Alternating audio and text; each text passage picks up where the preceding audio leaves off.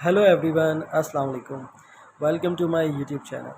This is my first video on YouTube, and today we are going to start our 30-day Excel tips and tricks series.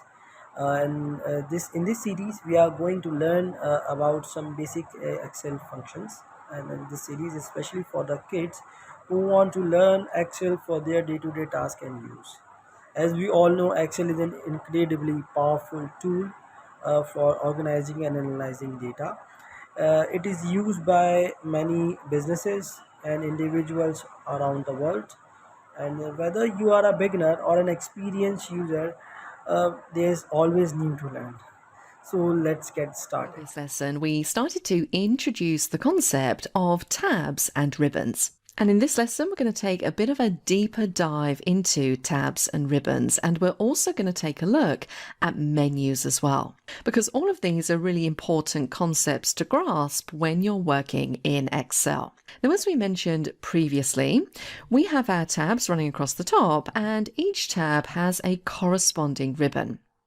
And what we'll find on each of these ribbons are commands that will allow us to execute different actions within Excel. And all of these commands have been arranged logically onto their corresponding ribbons to make it a little bit easier for you to find the command that you're looking for.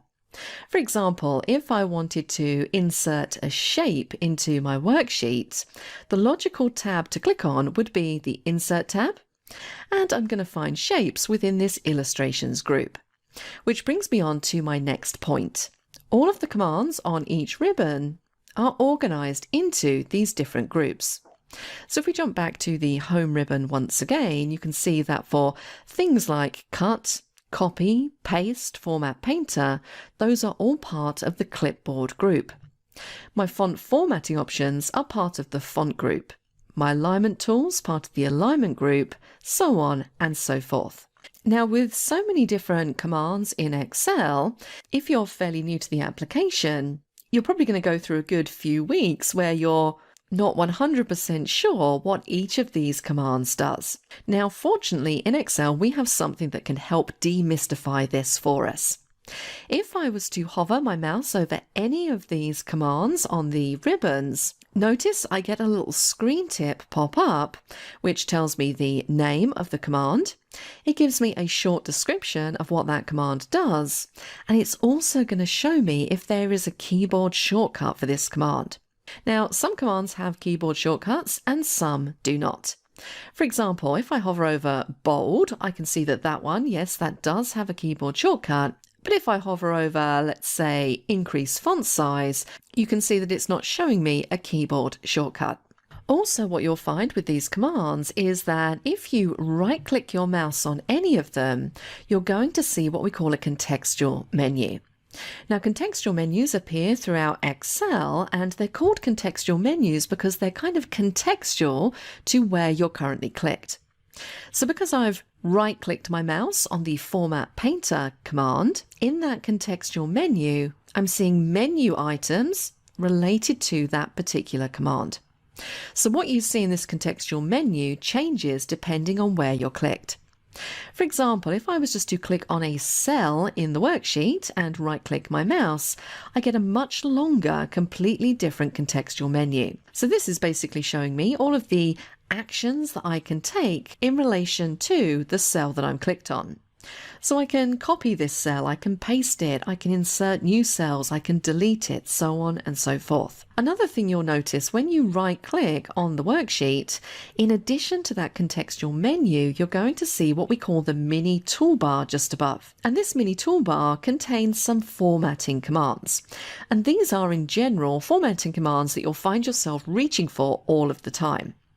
And the idea of this mini toolbar is that it just makes it a little bit easier for you to access these formatting options without having to drag your mouse all the way up to the home ribbon. Now, some people love this mini toolbar, some people really don't. And this is one of those things that you can control within Excel options. So let's just divert for a second and let me show you where you can go if you'd like to turn that mini toolbar off or on. So we're going to go back up to File, into Excel options. I told you at the beginning we would be coming out of here fairly frequently. Now, in the General section in this first group where it says User Interface Options, notice that this second option down is Show Mini Toolbar on Selection. So if you don't like that mini toolbar and you find it just gets in the way when you're right-clicking, you can deselect this box just here and it's not going to come up when you right-click. Now, another place you can go to get access to more commands is by clicking on this little diagonal down arrow in the corner of the group. Now notice not every group has one of these diagonal down arrows. For example, styles, cells and editing don't have them, but we have this arrow in all of these other groups. Now if I hover over the one for font, you can see here it says font settings, and this does have a keyboard shortcut of Control-Shift-F. So if I click this, it's going to open up a little dialog box. It's going to jump me straight to the font tab, and in here I have a few additional options for formatting my font that I don't actually have on the ribbon. Let's cancel out of there. Let's click on alignment. Now notice it takes us to the same box. It's still the Format Cells box, but we've jumped to a different tab, and that is the Alignment tab.